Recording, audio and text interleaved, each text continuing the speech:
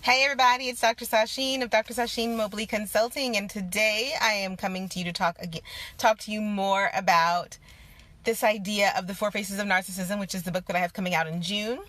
And today I'm talking about taking crazy out of the job description for the people in your life and taking it out of the job criteria for how you seek purpose in your life. So you all know that it's easy to enjoy a little bit of crazy in our lives, right? A little bit of drama is always exciting. It keeps things interesting. It allows us to, and I'm not talking about television drama. I'm talking about the drama that we allow into our lives, because let's be honest, all of us to a certain degree, sorry about that, let a little bit of drama into our lives. We finally have clear sunny skies, and now the internet's being wonky. How bizarre. It's been a bizarre week. Anyway, and a little bit of crazy or a little bit of drama never hurt anybody. Never hurts anybody's relationships. Keeps things a little spicy sometimes, as long as it's not over the top. Don't go burning anybody's houses down. But what tends to happen to some of us is that we allow too much crazy to infiltrate our space. And this generally comes in the form of people who are, for lack of a better word, get really excited about the amount of chaos that they can create in any given space. I'll give you a really good example of this. You know, you have that friend who's married to someone and you're like, I don't understand. They literally create so much craziness in their lives, and that person is always running around trying to put out the damage that this person is causing. I don't get it. I don't understand. That is the kind of crazy maker that destroys lives. That's the kind of crazy that I'm talking about. If you start thinking about the people in your world who, sometimes they run late, that drives you a little crazy. They don't always, wear the latest fashion, and that might drive you a little bit crazy if you're a fashionista. They might, like to use $100 words, and it might drive you nuts because you like $5 words. That's not the kind of crazy that we're talking about. The kind of crazy that I'm talking about is the kind of crazy that literally sets out to derail an entire day, and to derail an entire month, an entire year, an entire life, with the sole purpose of just keeping you enough off balance that you can't pursue the things that are important to you. And I see this a lot in relationships where one person has hijacked, for lack of a better word, hijacked the relationship of the people around them, because they are a black hole of crazy. They suck everything towards them, because they're like this whirling dervish of all kinds of nuttiness, and it's just exhausting. It's exhausting to be in relationships with people who genuinely set out for, whether they do it consciously or subconsciously, but who genuinely set out to make life crazy for people. And here's the kicker. People who I like to call the crazy makers, they do it deliberately. That's why I said this is not the person who's consistently late to things. That's mildly crazy, and it's mildly dramatic, but it's really just a flaw. Let's just call it what it is. It's just that the person doesn't keep track of time, and they've decided that time is not as important to them as it is to you, so they're always late. This is the kind of crazy that consistently breaks your entire world in half until you pay attention to it. It's the kind of crazy, I used to be a wedding coordinator, I have to tell you some funny stories about that, but it's the kind of crazy that has literally drives wedding coordinators to distraction, because there is this show called Bridezillas.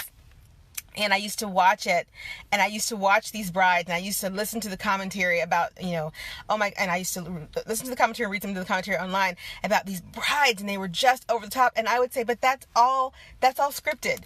They're probably just as normal as the next person in their everyday life. This is all designed to make them look crazier than they actually are. But here's the kicker. There are a lot of people for whom the Bridezilla level of crazy is not even close to what they can get into to get their own way and to make their own lives complete. Now, what does this have to do with you and your purpose? When you think about your tribe and the people that are surrounding you, look around you. Is there that person in your space for whom making your life crazy isn't just a random thing that they happen to do because they're late sometimes, but it becomes a spectator sport for other people?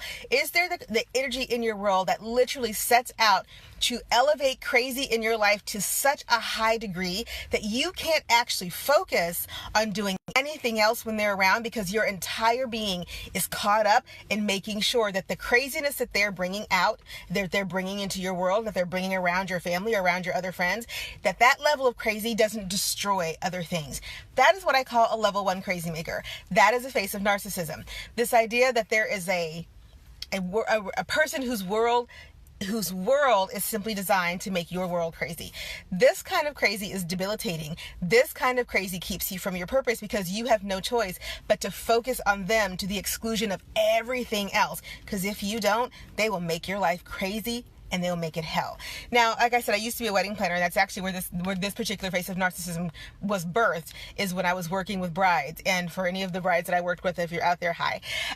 But this was really interesting and intriguing for me to watch the level of narcissism and craziness that is inherent in some people. Not in all people. And that's why that show Bridezillas used to really bother me, because it was such a skewed perspective of the hundreds of brides who legitimately were not. Yes, during a wedding process, many brides and a lot of grooms and lots of mothers of the brides exhibit a level of craziness that will drive you nuts. It tends to die down after the wedding.